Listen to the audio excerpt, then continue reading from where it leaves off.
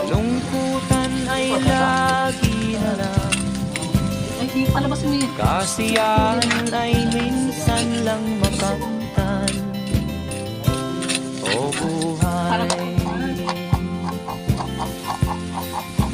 kahit sa mga mayaman, ay di lubos ang kanilang kasiyahan. Sa buhay ng mahirap ay gayon din, lalo pat kay dami mong mga utang.